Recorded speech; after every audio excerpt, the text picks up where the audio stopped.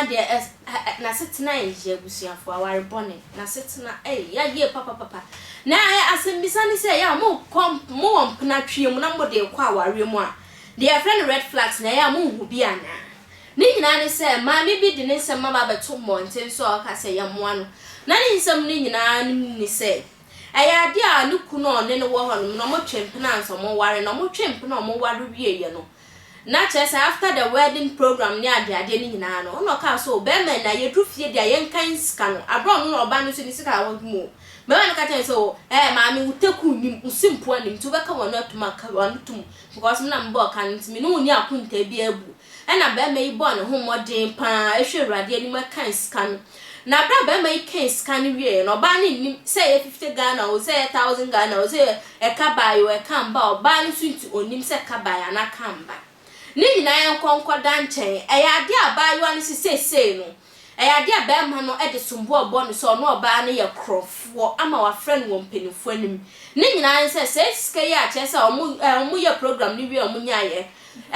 sofa ana se sofa esi dem ho akunwa esi dem ho no bema ne tie akunwa no ho bebi no di sika ne share no oba ne krampo onimo na bra ya bema ne friend wo mpenifo anim na che se okoye obo na mane no sinti ono onim sika no hwe na bom na bra mo ye program ni wie ye na o ka che bema ne se nke be ya ye bu nkunta na bema ka je se me ne woni nkunta bo bia no ono de wanka hwe because bema ne tumi jan wo dem akwa show ba afofro nchen ani oba no kwa tena ye be ye na nsa ne num ansa na oba ne nyina onka hwe ba bema ne bu ne se njo ye oba akwa sianti no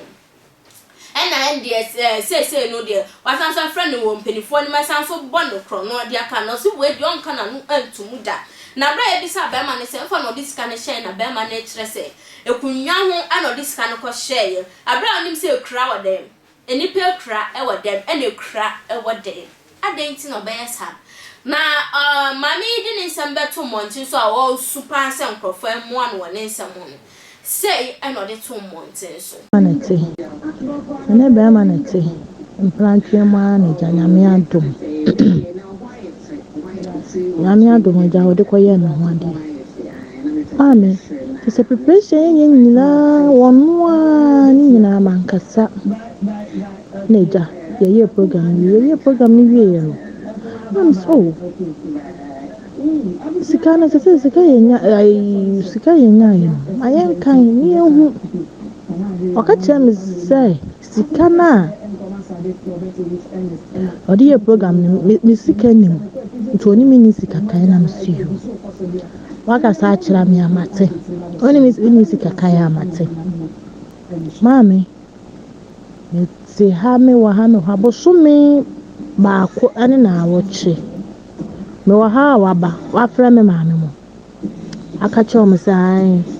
odi sika bia beto dem haware ni sika na sika no odi to wa hyehye bet wan kan nti no bia yi sika no so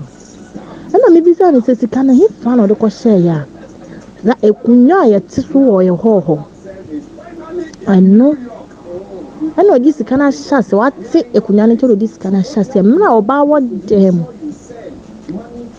wasi kanoni oba na nkan wo so a wo de krono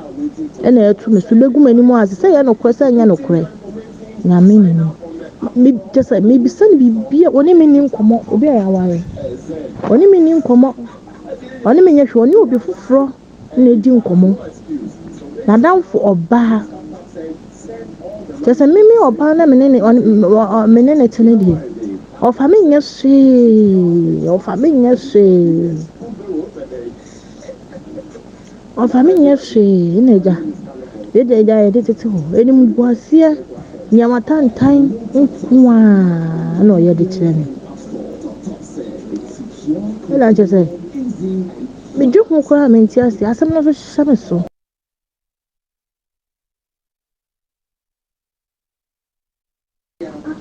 ene be amanete implantwe ma na nyame adom nyame adom ja ode koye no ho ade mame se preparation yen nyina wonu a ni nyina mankasa neja ye program ni wie no am so sika na sese sika yenya sika yenya yi ayen kan ni ehu okache me say ebusiafo ya kwakoti nsemu ibi ama yankase ehu se nsem wo wiaso ye mban ni bi bre konongo kaya fo mbeme bi no mayo mo konongo kaya mba bi no mayo mo konongo kaya mo mpeso mbeso mo so mo mpeso bi beso ya sankrofo no ya mo twam ho we nipa brabom ne nipa enkoso because since akọ ware oba no kwakọ ware ne bia one ni relationship na etisa o ware ni bia o ba be ne ni ayade sister eya ware na wa ware odie wa hye wo ka wa hye woni monyam ye papa na ka wanko bi kra ana nka enya watumi akobi ama obusuafo hu se ni monyam hye aba won kwa ho dia na se be ma ne betete se betete na be fa ofuna akoma wuni ana se wo se no mesra wada ba wo modin ase won kasa wudi wuni pedua no won kasa wo kra no fa ko hye wuni no wosinsem no monja wa ye den a obehia be ma papa bi a obetumi aboa e wa abrabom na jai sa be me abrabo e fama no enye sa pa de me hu ya anka anu eni aduro ai had I know is the philosophy of a fool akwasia na ye okase hu ya anka ahaya attention TV enti bo won aso be di channel no ho adanse e de a kire afoforo o yes aso na ewade ehia o hia mo abonta bom samra ne frem o hema echa